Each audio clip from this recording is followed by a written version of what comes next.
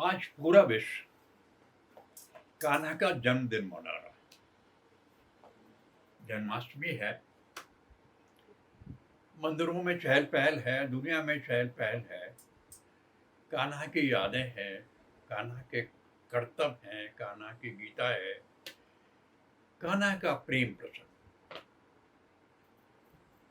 जग जाहिर है। मैं अचानक ही आज अपने मित्र घनसू की आवाजें सुन रहा हूँ। घनसू के बोल, खंडियार के पेड़ पर चढ़ा घनसू, मेरा ग्वारिया मित्र गा रहा है। कान्हा बरसाने में आज यो बुलाई गई राधा प्यारी। राधा कृष्ण का प्रेम, अमर प्रेम, ऐसा प्रेम जो आज के सबके लिए उदाहरण है।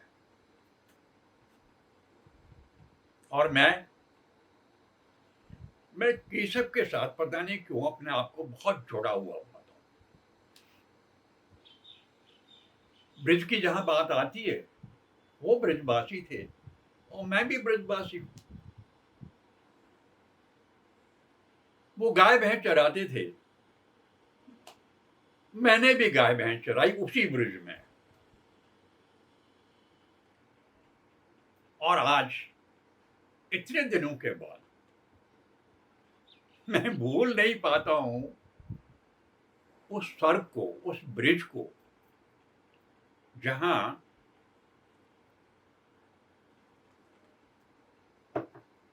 मैंने भी गाय भैंस चराई थी।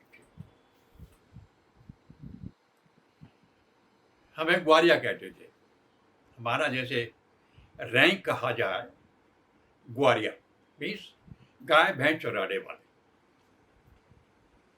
हमारी ड्रेस कोड क्या होता था? सर पे गमछा बांधा हुआ है, नंगे पैर, कमीज पजामा जो है वो पहनो, एक लाठी हाथ में, और ग्वारिया गाय भैंसों के साथ जंगल में। मंगल मंगल ही मंगल। इन दिनों में जैसे बारिश अभी हो रही है, बम्बे में बाढ़ आ जाती थी, अब उसको पार कैसे किया जाए? कपड़े उतार के सर से बांधो, किसी भी गाय भैंस की पूंछ पकड़ो, एक डंडा मारो और बम्बा पार। कितना आसान तरीका था। और फिर गाय भैंसों के साथ में हमारी जमात लगती थी। वो जो बड़ा खंडियार का एक पेड़ था, वो हमारा हेडक्वार्टर था। सारे ग्वारिया वहीं जमा होते थे और वहीं से सारा काम संचालित होता था। बहुत विशाल कदम खंडी थी, कदम के पेड़ थे, इतनी महकार आती थी, इतने अच्छे लगते थे कि आनंदित हो उठते थे हम। और कदम के पेड़ों पर चढ़ के खूब लोल गुलोल करते थे। दूसरा था बहुत बड़ा विशाल पानी का भरा हुआ, पानी भर जाता था इन दिनों में। दोपहर को जब लंच होता था हमारा, तो दो ग्वारिया गांव से जाके लंच लेके आते थे सबका। भैंसें पानी में जाके तैर जाती थी, गायें कदम खंडी के नीचे छांव में बैठती थी, और हम लोग काई डंडा खेलते थे और अपना मौज बनाते थे, खाना वाना खाते थे, खूब गपशप चलती थी। बहुत बड़ा सड़क था। और इन दिनों में तो हरियाली हरियाली चारों तरफ हो जाती थी। गाय भैंसों के लिए खूब चारा, खूब घास होती थी। यहां भी जैसे मैं बात कर रहा था IMA की, मेरा गाइड फिलोसोफर था मुखू, यहां मेरा गाइड फिलोसोफर था घनसू। मुझसे सीनियर ग्वारिया था, उसने पहले ट्रेनिंग की थी, वो ट्रेंड ग्वारिया था।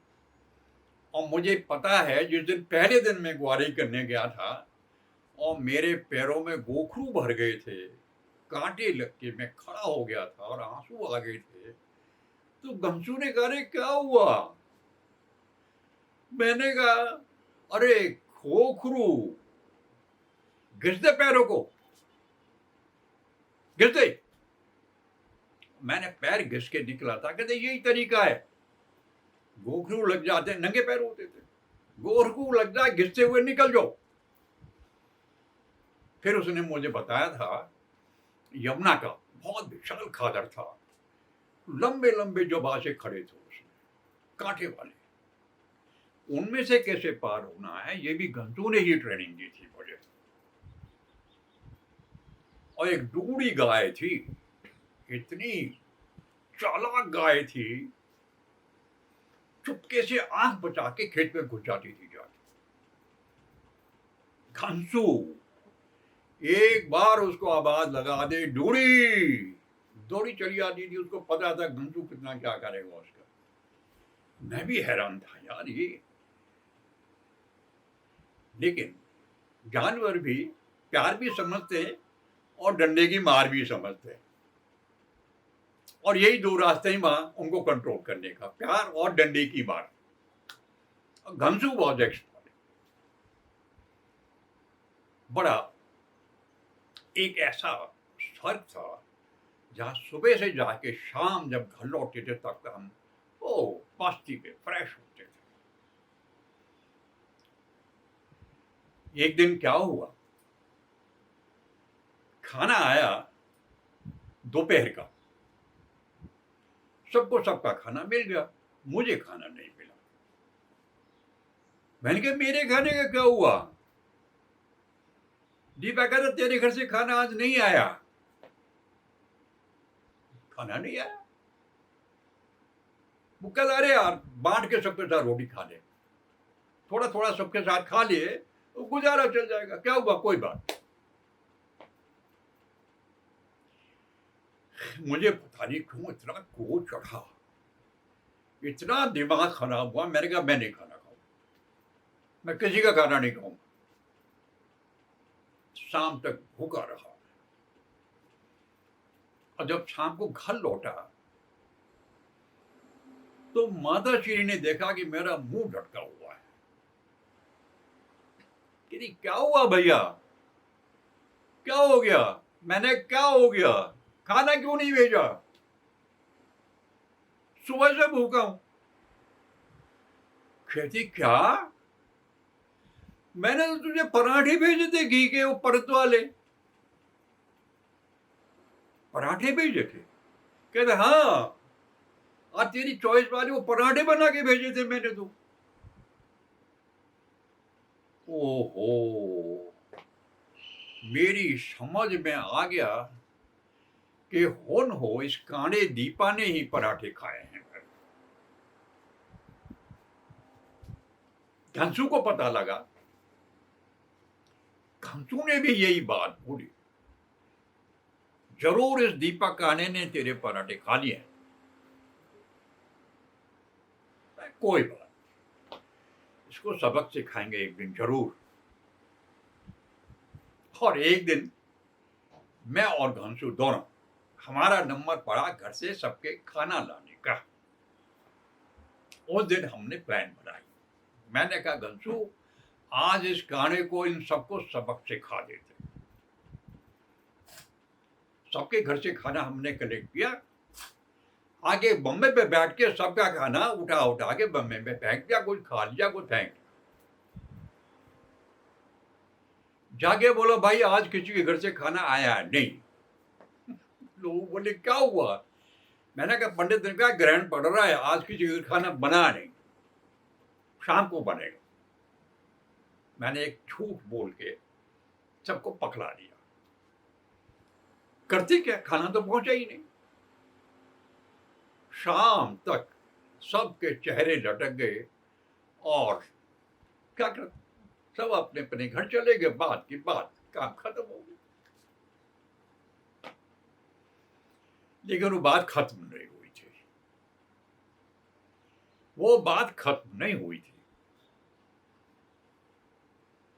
दूसरे दिन जाके सबने कहा कोई ग्रहण नहीं था, सबके घर खाना बना था, सबके घर से खाना आया था, गया कहां?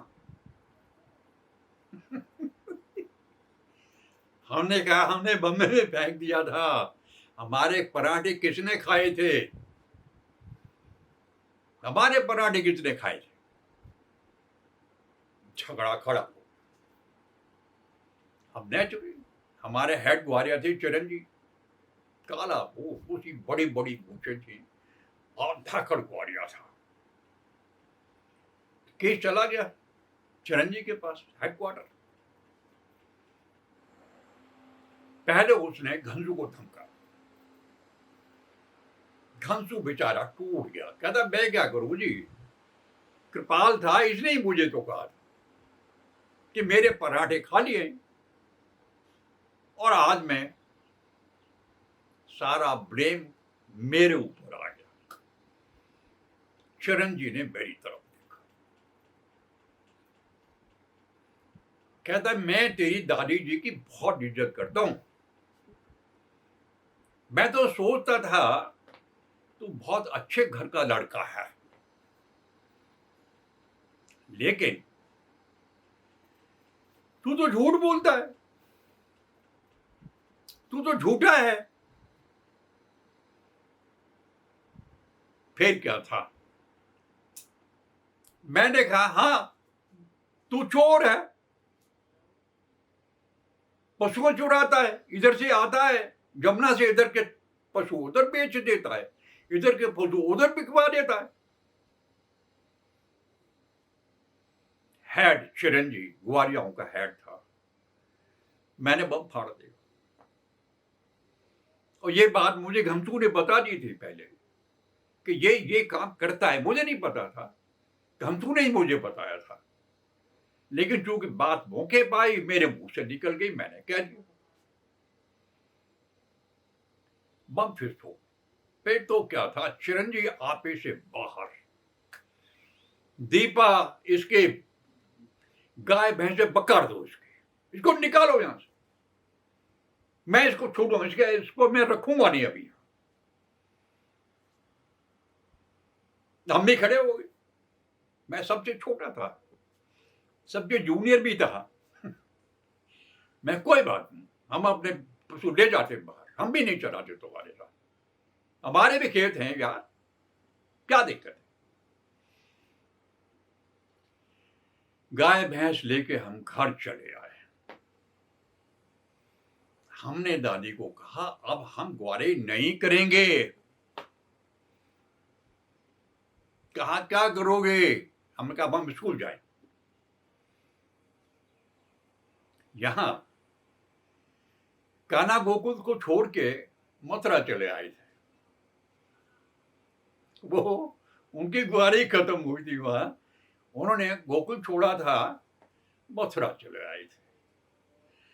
हमने ग्वारी छोड़ी थी और स्कूल जाने की घोषणा कर दी थी। आज वही प्रसंग फिर सामने है, कान्हा का जन्मदिन है, कान्हा की कथाएं हैं, कान्हा के प्रसंग हैं,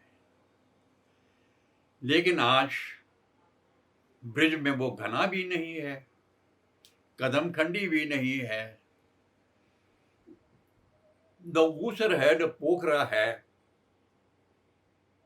न वो समा है, न वो स्वर्ग है।